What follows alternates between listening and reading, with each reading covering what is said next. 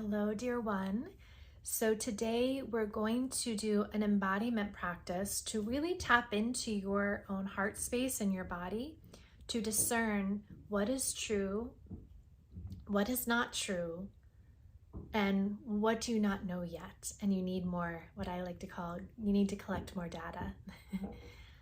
So the reason why we're doing this is because a lot of times when we're trying to figure out what the next best thing is for ourselves and our lives, we get caught up in the mind. We get caught up in the head, we get caught up in the ego, and we're not quite sure if we're leading from the heart.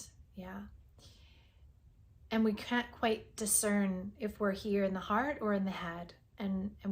So the first thing is if you're asking a question, if you're asking yourself a question and you get a whole dialogue, like a whole paragraph and lots of different possibilities, that's in your mind. It's playing out all of the possible scenarios and looking at the pros, the cons, blah, blah, blah, blah, blah.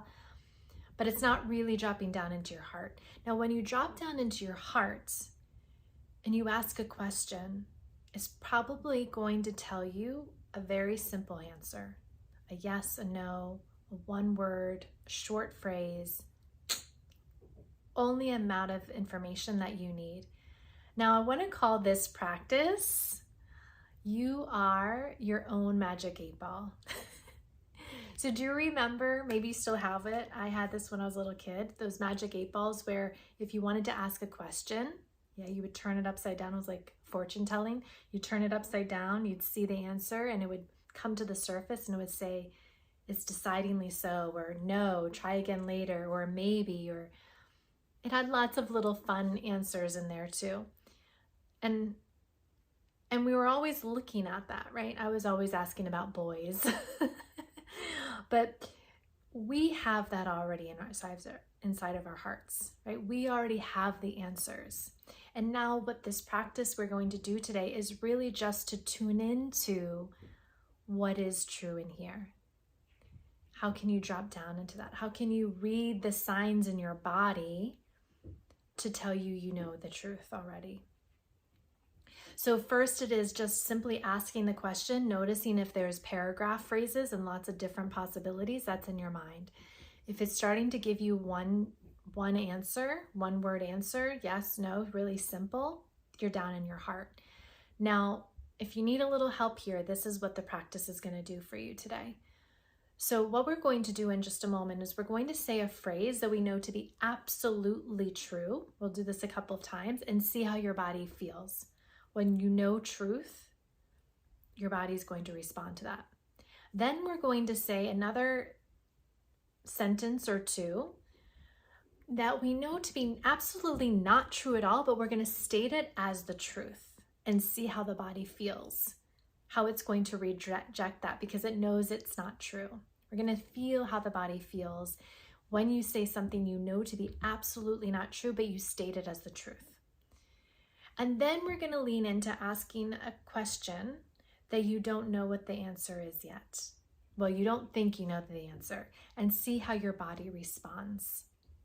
Okay?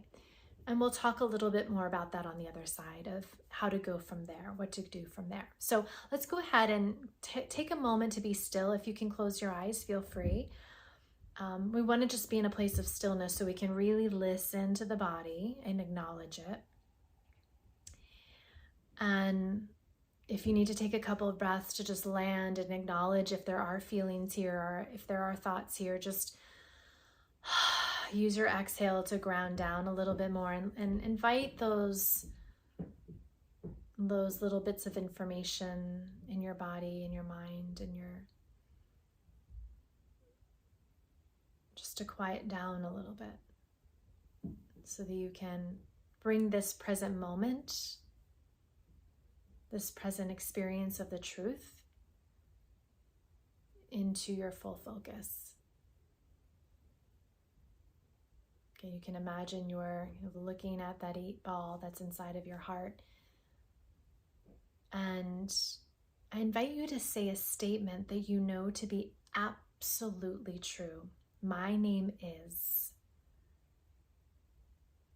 what you know to be true. My name is. Feel what your body feels like. Again, you can imagine that 8 ball just saying yes or truth or showing you your name.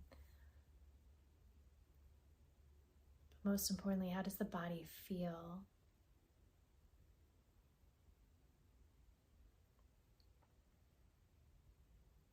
Just say that a few more times, or state something else that you know to be true, like the shirt you're wearing, the color shirt you're wearing, your color eyes, your hair color, that you know to be true right in this present moment. State that for a couple of breaths and see again, how does your body feel the truth?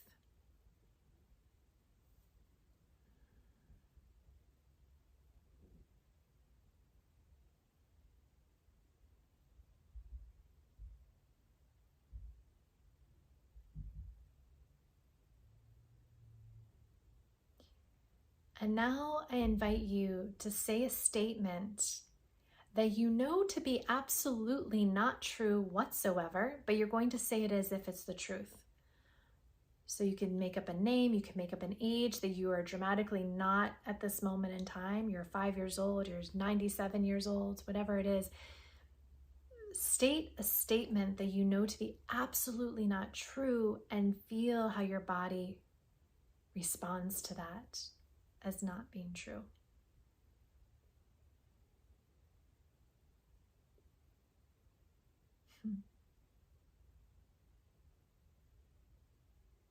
Not to be true in this very present moment.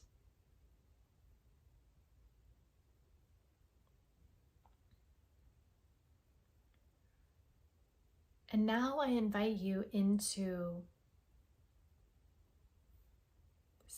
maybe it's a question, or maybe it is saying a statement that you're not quite sure is true. You're not quite sure of the truth yet. Ask a question or say a statement and see how the body responds.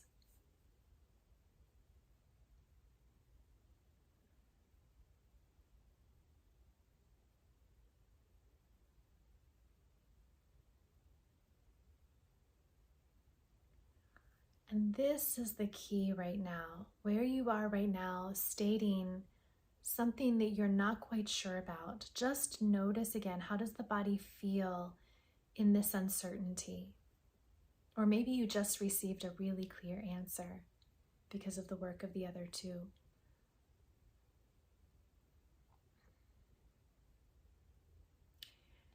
And so if your eyes are closed, you can open the eyes.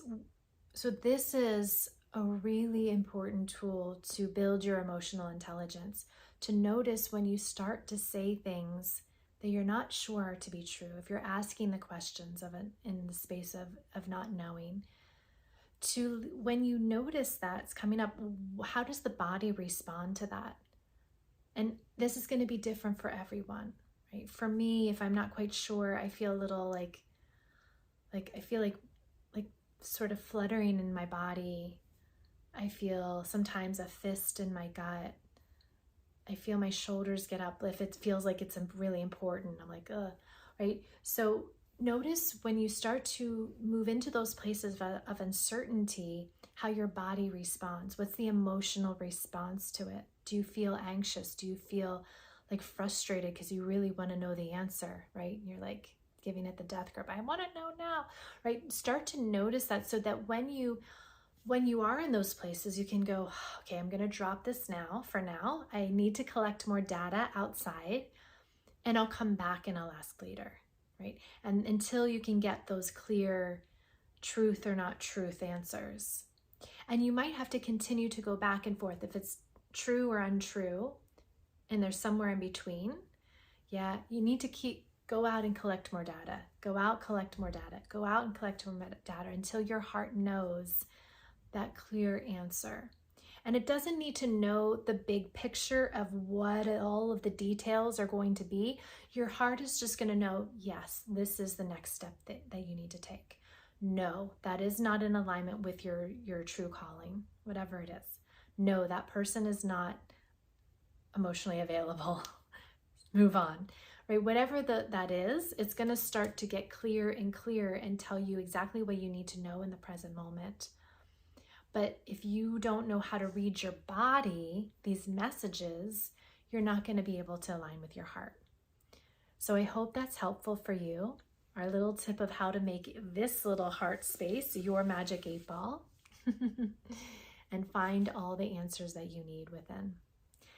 Have a beautiful day. If you want more of these little tidbits of embodiment practices, I invite you to join our Nomad community. We have a community membership where we meet together every month. We have conversations around personal development, spirituality, going into these places of philosophy, contemplating life, why we're here anyways. Right, next month in February, we're embracing the paradoxes of ourselves and of our lives. So we have beautiful conversations. We move our bodies together. I drop in these types of little embodiment practices in our membership portal throughout the month, and anything else that comes through that I want to offer you for your own development and transformation and embodiment, so that we can be the fullest expression of ourselves. So I hope you join us. You can probably, there's a link below this, but it's thenomadcollective.org, or you can also find me at my website, phoebeleona.com.